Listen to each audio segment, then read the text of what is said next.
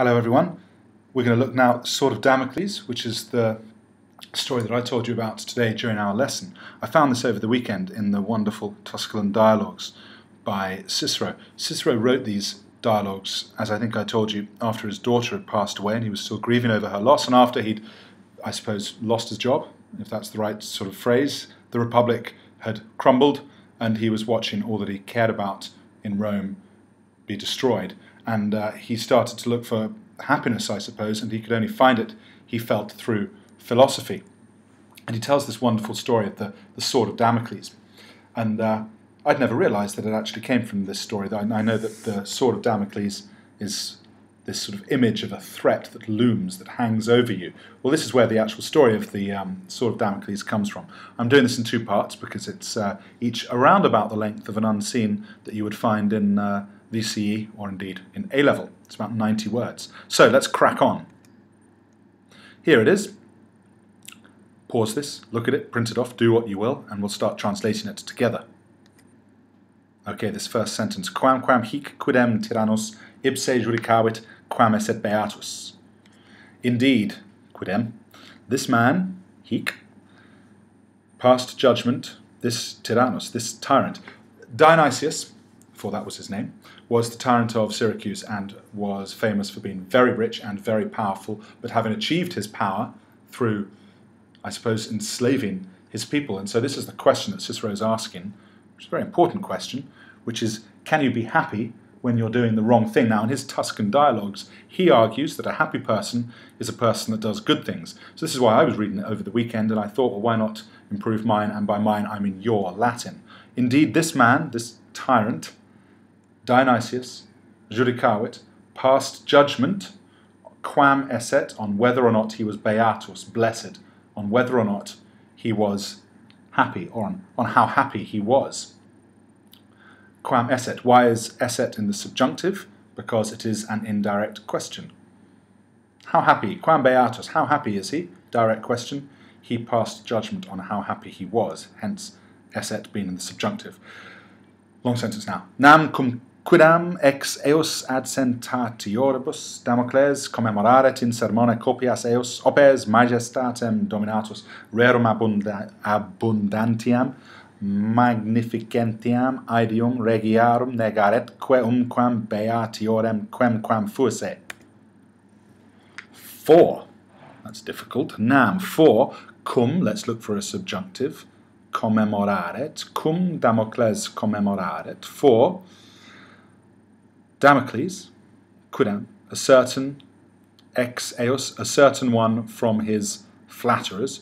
For when Damocles, a certain one of his flatterers, commemoraret, was discussing in sermone, in a chat, eos copias, his opulence, his extravagance, whatever you want to say, his opulence, opes, his wealth, majestatem, the majesty of his dominatus, of his power, the abundantiam, the abundance of his rerum, of his things. Don't ever say things for res, say possessions, the abundance of his possessions.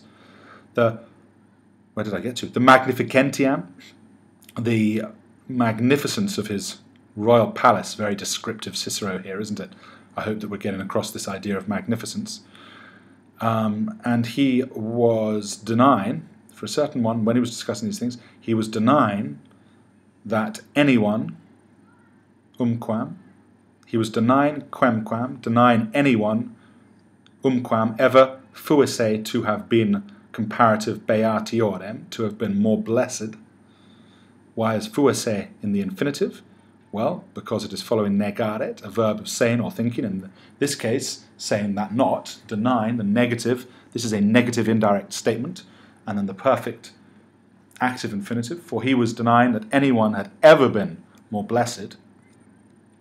Visne igitur inquito Damocle, quoneam te haec vita delectat, ipse eam degustare et fortunam experire meam.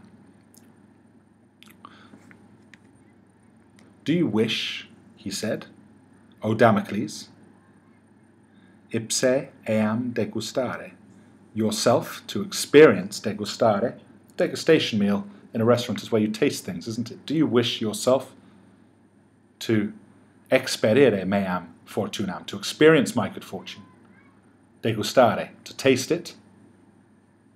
Quoniam, and see how much haec vita, this life, literally to degustare, I believe, being the subject of the quoniam there, to taste how much this life pleases you. But I've just changed it a little bit. To experience my good fortune, experire fortunam, to taste it, degustare eam, and how much, and to taste literally, and to see how much haec vita, this life pleases you. Cum se ille cupere dixisset, conlocari jusit, hominem in aureo lecto strato pulcheremo, textilis strangulo, magnificis operibus picto, abacosque compluris onnavit argento, auroque caelato. Cum plus the pluperfect subjunctive, I've just made it perfect, I suppose it should be pluperfect. When he had said, dixisset, when he had said, temporal clause, that se cupere, that he indeed wished for this, that he did want this, as in when he, Damocles, had said, yes, I want to experience this opulence, when he had said that he indeed wished for this, jusit, he ordered, now this is obviously Dionysius, the tyrant Dionysius, who's going to teach him a lesson, he ordered the hominem, the man, conlocari, present passive infinitive, to be placed in aureo lecto, on a golden, let's have some gold, to show the level of our opulence. He ordered the man be placed on a golden couch with a pulcheremo superlative, with a most beautiful, covered with the most beautiful pulcheremo textili strangulo, with the most beautiful woven textili strangulo, coverlet, picto, designed with magnificent, covered with, decorated, maybe decorated with magnificent designs, magnificis operibus, decorated with magnificent designs. And he ornavit, and he furnished, compluris, the is an alternative es ending, and he furnished several sideboards with gold, with argento, or with auro, with gold and with argento and with silver engraving. Tum ad mensam eximia forma pueros delectos jusit consistere eos que nutum ilios intuentis diligente ministrare. Then he ad mensam eximia forma pueros jusit, I've left the jusit out in my translation, I apologize. Then he ordered pueros delectos, that's why I paused for the second. Then he jusit, then he ordered pueros, servant boys, serving boys, delectos, having been chosen, perfect passive participle in the accusative case. Let's not say having been, that's very prep school Latin. Then he ordered serving boys that had been chosen for their eximia forma, for their beautiful appearance, consistere, to stand at the table,